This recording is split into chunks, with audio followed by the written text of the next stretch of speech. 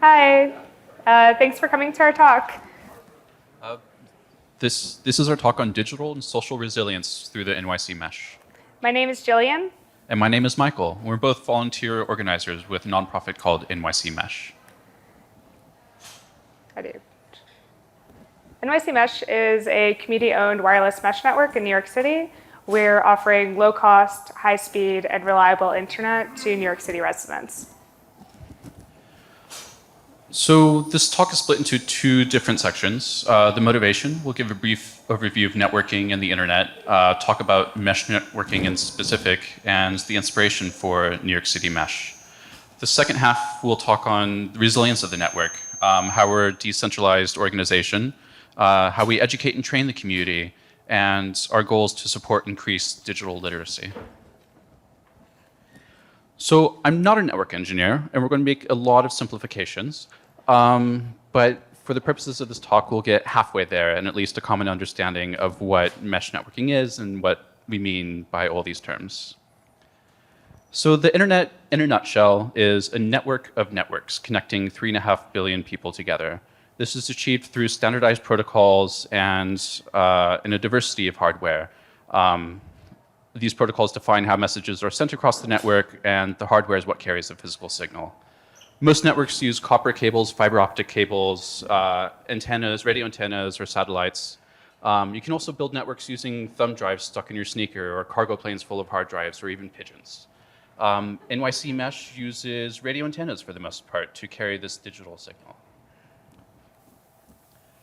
This is a map of the undersea cables that connects all of the continental networks together to form the global network.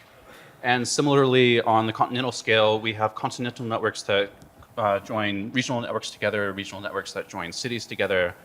At that point, between the city and your house, there's that last mile of how do we connect your house to the global backbone, the internet backbone. And that is where the role of ISPs comes in. So a little bit about ISPs. ISPs came about, or internet service providers, in the late 1980s when the internet became open and public for commercial and public use. It was once a highly competitive market when most of the connections were through telephone dial-up connections, but as broadband became the preferred access, cable companies already had lines to many consumers, so they became the dominant industry. The infrastructure was then built with profit mostly in mind, and wealthier communities tend to enjoy higher-end connectivity, while poorer communities have slower speeds or none at all. And this disparity is called the digital divide. ISPs also tend to favor a centralized model, which makes the architecture vulnerable to attacks and outages. In 2012, Hurricane Sandy in New York City cut out internet when there was a lot of flooding. And even as we speak, the northern state of Kashmir has been without internet for the last month when the Indian government shut this down. This has impacted people's ability to get medicine, receive money, and even get their story out. So in New York City, I think it's more appropriate to describe the experience as compromised connectivity. While there are ways to get connected in the city, it's often of very low quality, low speeds, and doesn't really keep the people in mind. However, also home broadband connections, most people only have an option of one or two different providers. And the prices are high, quality is low, and service is terrible. There are some government programs that offer subsidized internet. One in particular, 1 million people out of the 8 million people are eligible for this, but it's very low speeds and it doesn't really guarantee access in your neighborhood. So these problems aren't really solving the problem of these solutions. Here's a snapshot of a bit of NYC. This is Queens, a bit of Upper Manhattan, and the Bronx. The red and pink areas, if you can see it, shows how there's a lot less amount of connectivity. If I were to move over, I didn't really want to rely on Wi-Fi for this talk. A lot of Manhattan is white, basically, because there is a lot of connectivity, while the outer boroughs the Bronx has roughly only 70% of access to home broadband. And another interesting one is this is a map of commercial connectivity or commercial broadband access in New York City. Nearly half of small businesses in the city are unable to get a gigabit connection, And this really limits what kind of businesses can exist in what neighborhoods, and it prevents current businesses from being able to grow and implement new technologies. So the teal, as you can see, is mostly in lower Manhattan, so like Midtown, Financial District, and it's a pretty stark cutoff once you get to Brooklyn, Queens, and the Bronx. So NYC Mesh, we've outlined several problems with ISPs. Their attempts at bridging the digital divide or failing residents. The design of the last mile introduces single points of failure for local networks, and residents have little control over where and how the network is deployed. NYC Mesh addresses many of these technical shortcomings of traditional ISPs. We have plenty of bandwidth to share among the network. We operate on a donation basis and subsidize costs for people that can't afford the equipment to install on the rooftops. We operate with a mesh topography, which reduces the likelihood of failure if any single node fails. We're also community-owned and community-maintained, so the trust of your internet connection extends beyond your own home into the broader network that you're connected to. Yes. So what is a mesh network? A mesh network is a topology in which the connections, called nodes, dynamically connect to as many other nodes as possible. This dynamic routing distributes the workload between nodes, and in the event that a few nodes should fail, the network is able to continue exchanging information. This self-healing nature makes it impossible to shut down a network from any single point, and is more resilient to either intentional attacks or to natural disasters. The idea of mesh networking has been around for a long time. Even starting the beginnings of the internet in the 80s with ARPANET was a mesh network. But it's only recently, in the last 10 years or so, that the technology has been cheap enough, fast enough, and user-friendly enough for true adoption in a community-owned, community-run network. Mesh networks can be wired, but are often wireless because the installation costs are much lower.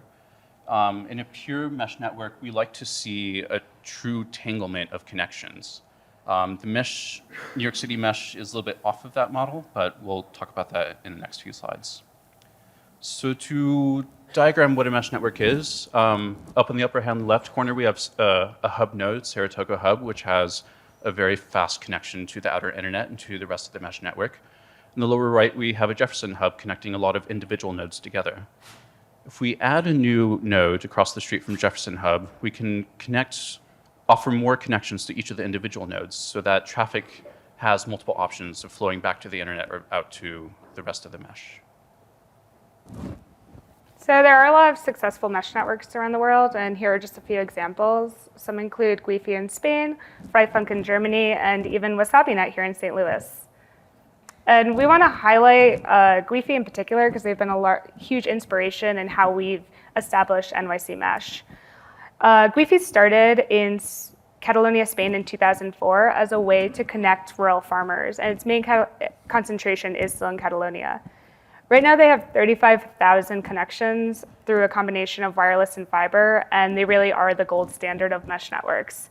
What's also really cool about it is that all the networks are managed on a hyperlocal scale that falls under the umbrella of the Wi-Fi.com Foundation. And this distributed model can better respond to its community needs. Also, the fact that it started in Catalonia is important to note because this is an area that does have a long history of grassroots and community organizing. So as I said, NYC Mesh did establish itself through Wi-Fi, and we also use their network commons license. Basically, these 4 tenets promise that users will have the freedom to browse the network, know how it functions, and they also agree to extend the network. So we've briefly covered what a mesh network is, how it differs from conventional ISP networks, and some background of NYC Mesh. Now we'll do a deep dive into how networking topology and the organizational structure of NYC Mesh makes it a resilient network and community. In the way that a single antenna is not a network, neither is a single person form a community. We aim to build a robust network as well as a robust community, and we try to upend natural or long tread models of leadership through a flat organizational structure. We do this through workshops, empowering individuals by forming committees. The result is a resilient community that can build, maintain, and organize the mesh network. Our organizational structure mimics our physical mesh network in a way, in that it's designed to be decentralized, resilient, and redundant. We're conservative with employing new tools and software, opting for those tools that are most accessible to volunteers, either through price or through availability. And we've taken a critical look at finding hidden costs in volunteering, either in the time that you can give physically where you're located, or the amount of money that you can spend in traveling to and from the install sites. In short, we are finding social solutions to social problem. Oh, sorry. All right, so we are also in building a network. We're building a community network. I want to tell a story of when I first started working with NYC Mesh. I was super excited as this alternative to the internet. I don't need to use the government. I don't need to use businesses. This is so cool. We can do it ourselves. And so I went into my first install. You go to someone's apartment and say hi, and you're kind of like a in-service worker a little bit. And I thought that they were going to be really excited about this too, but really the sentiment was that they just wanted cheap internet. So that was a bit disheartening. And we tried to stress now really in our mission that NYC Mesh is an active project rather than a passive service to be passively consumed. We also believe that community networks in the United States shouldn't serve just those with technical expertise, but all people, which kind of has been a bottleneck that we have been dealing with. So while building a diverse community, we do understand that not everyone has an extensive background in network engineering or even works in tech at all. And instead, we need to build a community that reflects the variety of backgrounds and interests that especially make New York City such a wonderful place. So in response to that, we work really hard to recruit, train, and support our volunteers by creating opportunities that highlight their personal strengths or interests. Right now, we have about 30 core volunteers and about 100 others who come in and out throughout maybe the year. And our volunteers are organized within one or more working groups, and they work to cover components that grow and sustain our community. And they can include training, fundraising, infrastructure, advocacy. And we encourage every member to take on leadership roles pretty immediately, and we'll give them a community of knowledge and resources to support them with their vision. And so we're really trying to break down the barriers of entry to this. Building a decentralized organization has been like a really fun puzzle to work out because you can't really rely on those habitual processes of traditional organizations. So we have to ask questions. We do have to talk about volunteers and how do we create a group of volunteers that acknowledges invisible costs and the privilege of being able to have time to volunteer. And how do we ensure that group consensus is really effective and not just listening to the loudest person and reacting to that? In building our network, organizing people is really the hardest part. And how are some ways that we do it? So one thing we do is we have organizational meetings. We used to just have happy hours once a month, and the happy hours were definitely not bringing in as many people who might have wanted to join the network. It's inherently at a bar, it was very unstructured, and it was a bit of an intimidating place. Like even when I first went, I was a bit intimidated.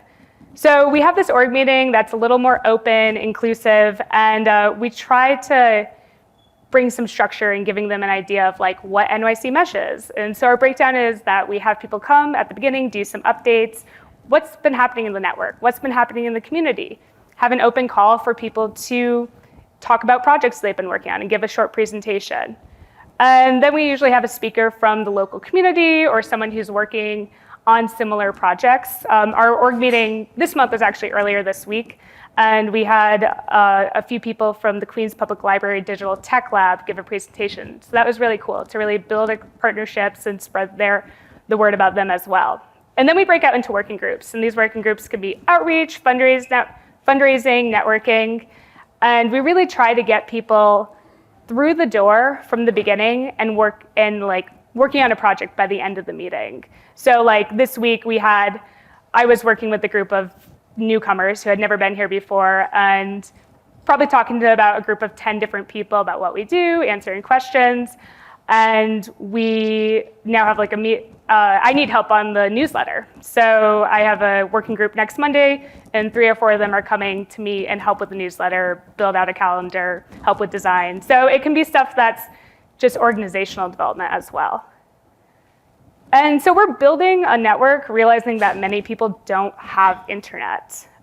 So we really need to make sure that our materials exist in both digital and analog formats. One thing we give out like every single event is this volunteer pop quiz, and it's like a fun way to get people engaged. And like towards the bottom, it has like a ton of different ways that people could contribute to this organization, even if they don't think that they could originally.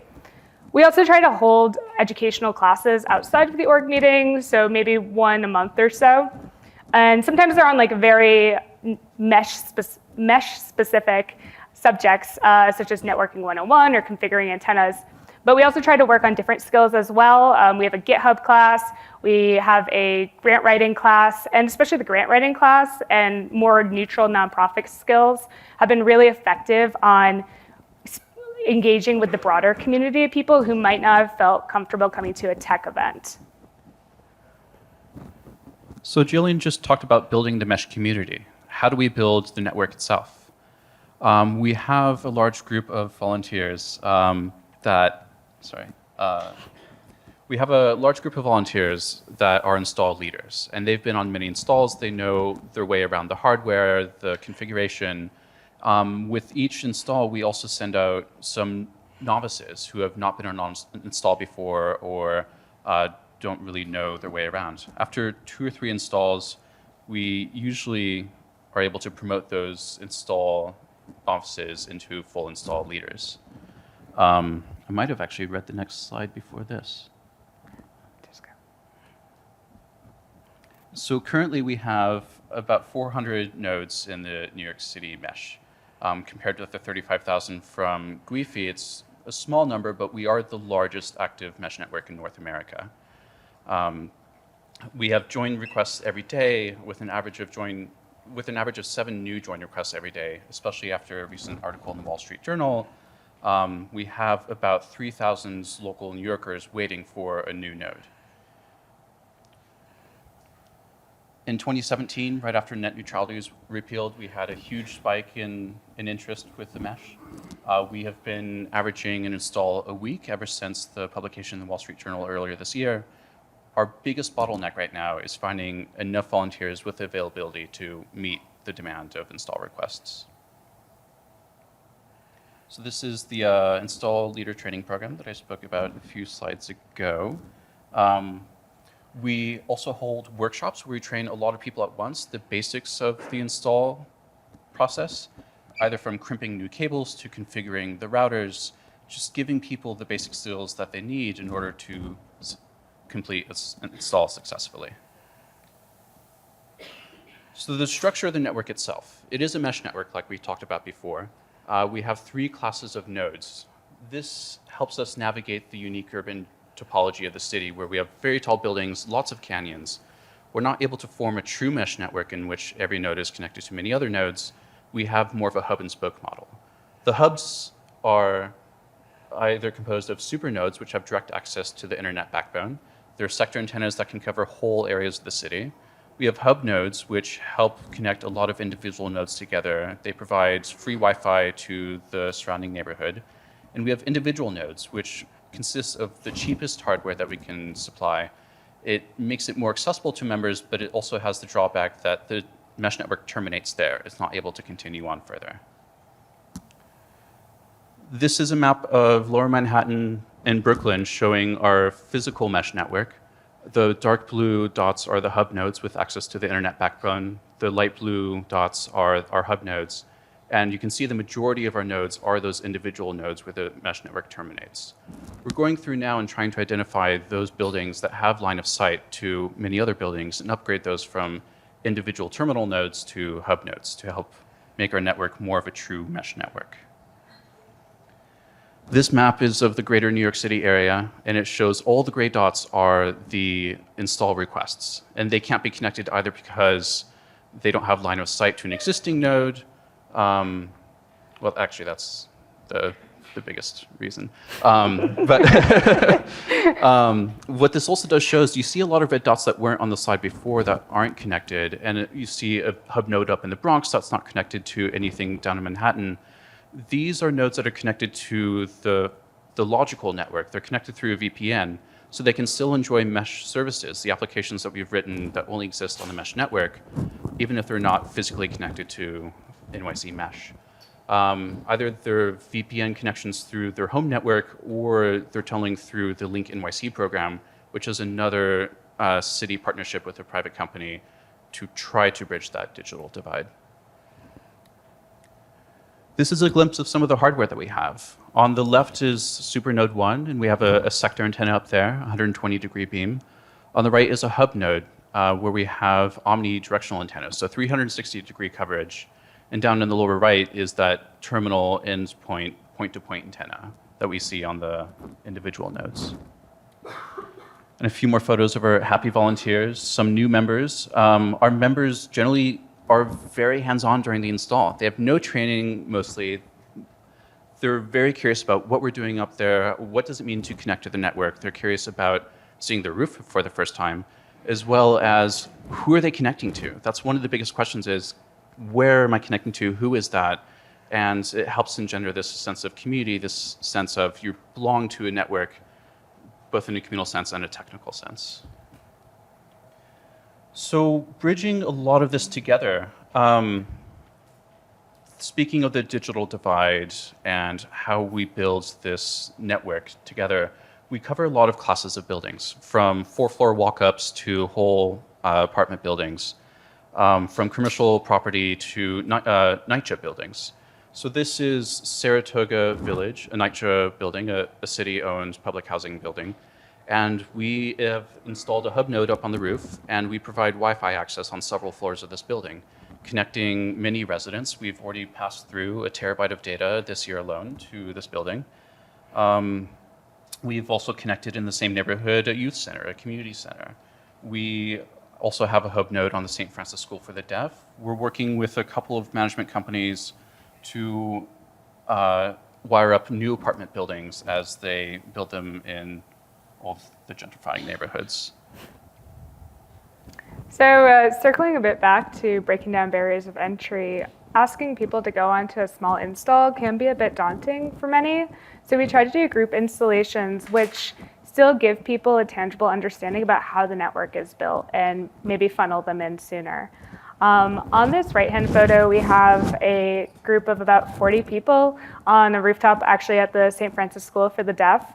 And this is really great because it gave people an idea of like how to connect and how to catch or like see the bandwidth and test it and run an Ethernet cable down. It's actually the first event I attended, and I'm here, so that worked. And then sometimes finding a really large rooftop can be difficult naturally. So we do try to do presentations on our installations. And we held this one here on the left in early June and had about 70 attendees, and roughly 20 or 30% of the people who did attend that have been involved in at least one project since in that time. So it's been a really effective way to get new volunteers and get them actively engaged.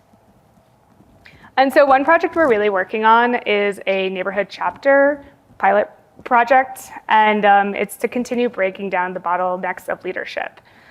One thing that I was seeing, especially in the org meetings, is that I would get our neighborhood, or our mesh network is mostly in Lower Manhattan and Brooklyn, and people would come from Upper West Side, the Bronx, Queens, all interested, like, hey, how do I get connected? Unfortunately, line of sight is a very literal thing, and we want to have a physical mesh network. We don't want to totally do it through VPN.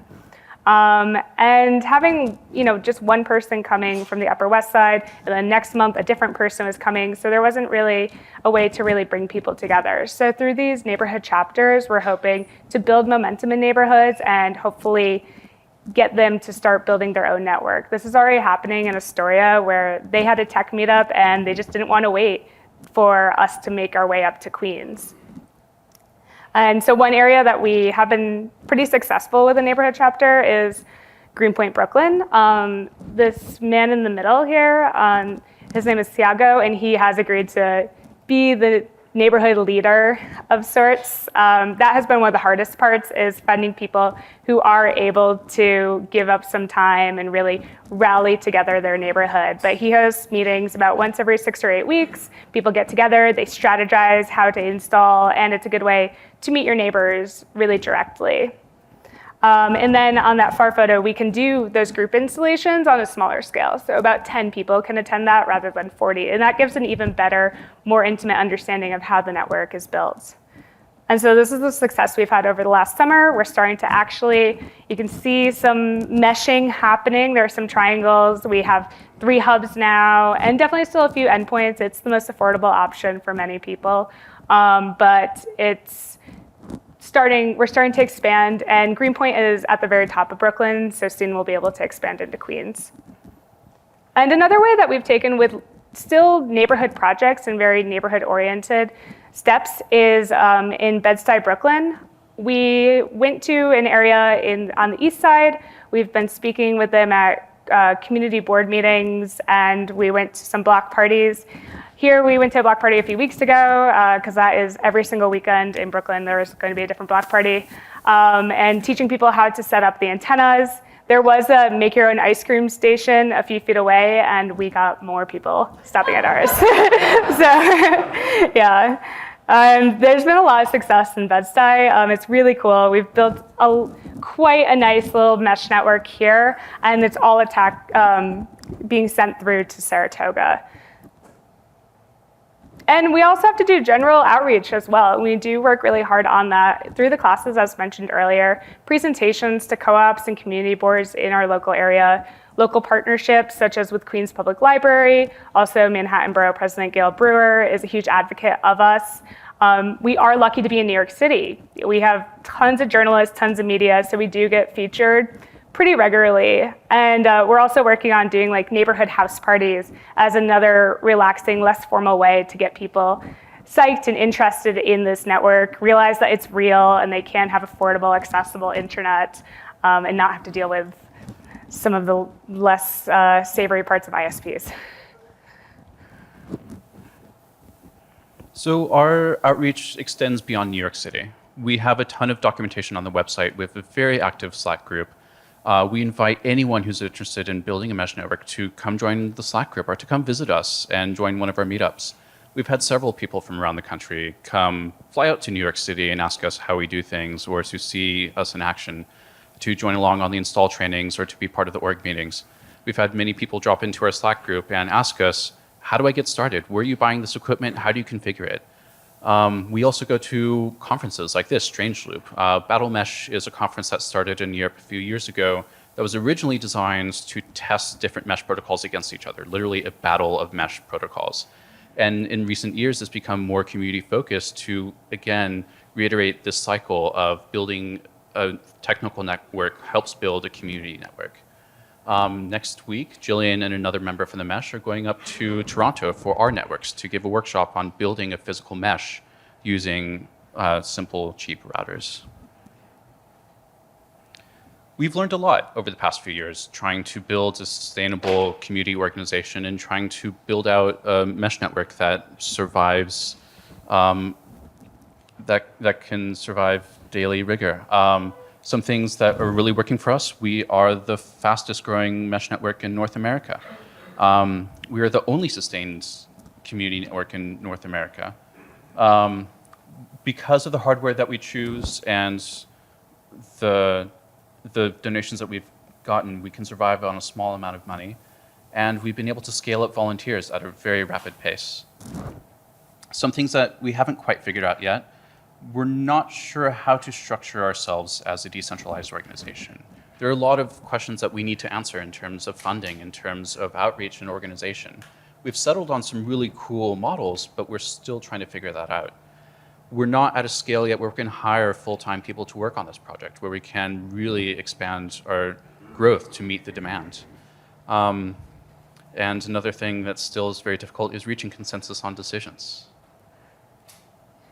So looking forward, we do have a few goals for the next year or so.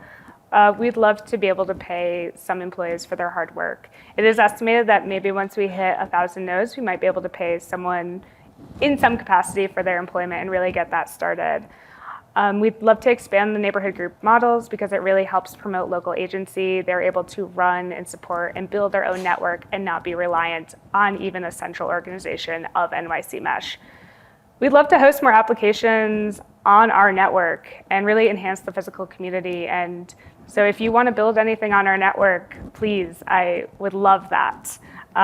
So people will actually be using it. And continue digital literacy training and workshops that educate consumers and citizens alike. Because even if people are not able to get on the network yet, if they can go to some of our classes or speak with us and like have a better idea of how to select their service with Spectrum, that's helping us get the job done.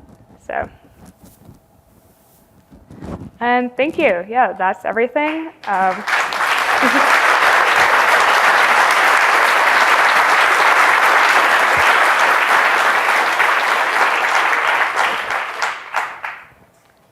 I think we can take a few questions. We are not network engineers, so just keep that in mind. How does this typically work? Okay. You had your hand up, really. How does a decentralized organization sign contracts with ISPs to get access to? Great question. I can actually, yeah. So we used to be we have been a project. Oh, how does a decentralized organization sign contracts and really function as an organization, essentially? So we used to be a project of the Internet Society, ISOC, and they were our, fallback for certain things like that. However, signing contracts was still relying on individuals to do that. And over this past year, we've been going through the process of applying for a 501c3 so that we can have NYC Mesh be its own nonprofit organization. But in doing that, we're really trying to minimize the amount of leadership and centralization in that, and that's been a very tricky process to do.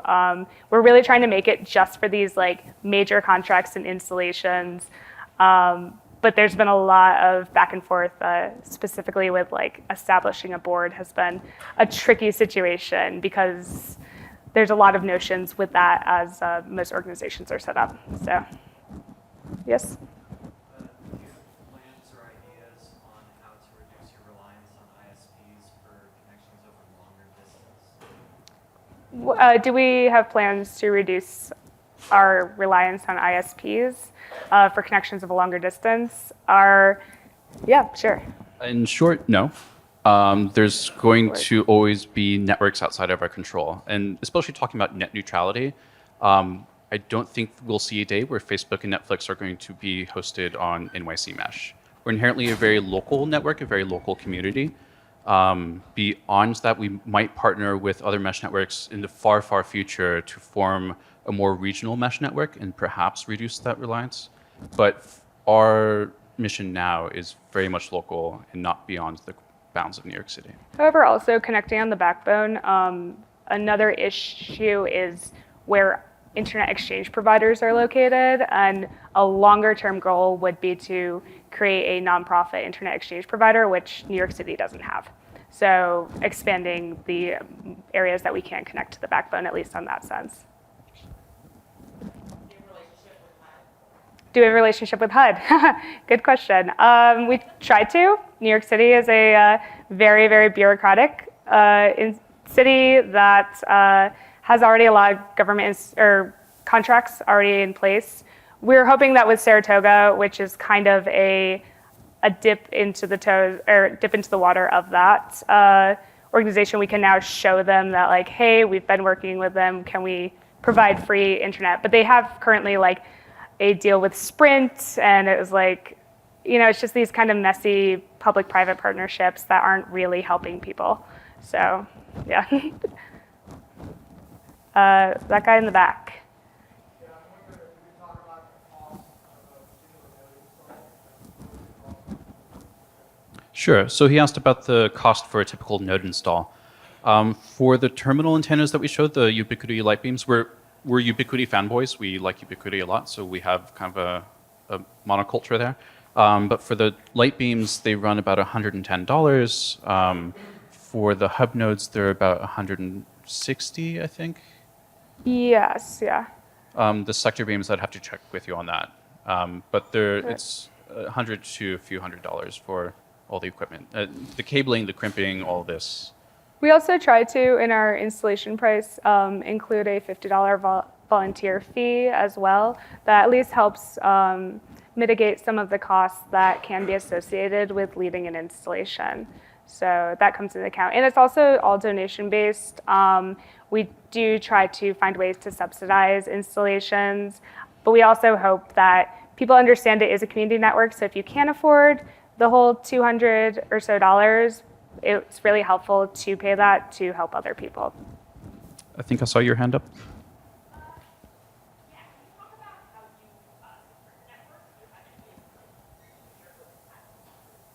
I'm sorry? How do you secure the network and hack your equipment and that sort of thing? So we mostly rely on the application level protocols to secure the network. We do have passwords for each of the routers, so it's a little bit less trivial to hack into them. But if you have physical access, you're able to upload whatever firmware you want on the routers, which might allow some attack vector where you're logging the traffic, but you would never be able to see the contents of the messaging as long as you're over HTTPS. I think it was recommended, especially for the public Wi-Fi. We at least used to say, be as secure as if you were using a Wi-Fi at a cafe or something. So, yes? Have you had to overcome any organized opposition?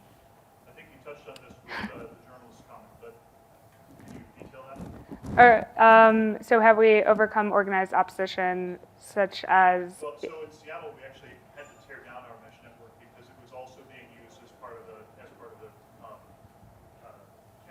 program, and so the mesh network has a bad taste in people's mouth there. Sure, sure. Have you had to overcome anything where people said, no, I don't want this private because of paranoia about RF or about, no? Not too much. We haven't had too much pushback. This kind of ties into our education campaign of digital literacy. How do we get people to understand what the internet is? How do you connect to it? I've heard a few times where people, especially in city-owned housing, where they'll say, this is just another tool for the police to use. Where in fact, the police department has nothing to do with this mesh network. So in that sense, yes, it's a question of education. We'll always fear the day where the ISPs will start to notice us and then try to pass legislation.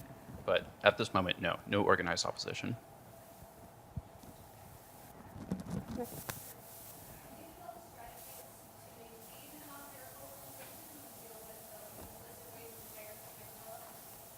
Yeah, well, we're working on that mostly. I think the neighborhood groups is really one of, what ways are we working on maintaining the non-hierarchical organization? I think that's a big motivation behind the neighborhood groups, because we'd really like to see them actually be building their network, sustaining it, and even funding it if possible.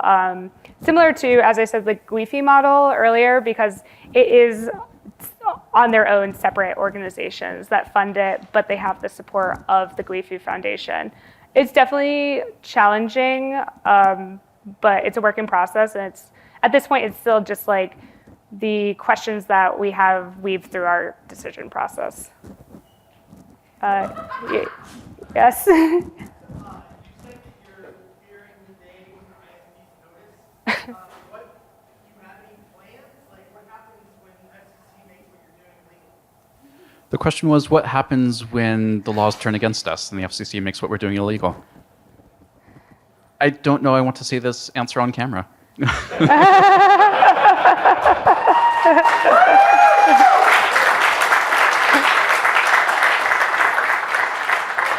Yeah. Okay. Thank you so much for coming to our talk. We'll be outside in the hallway to take more questions. And off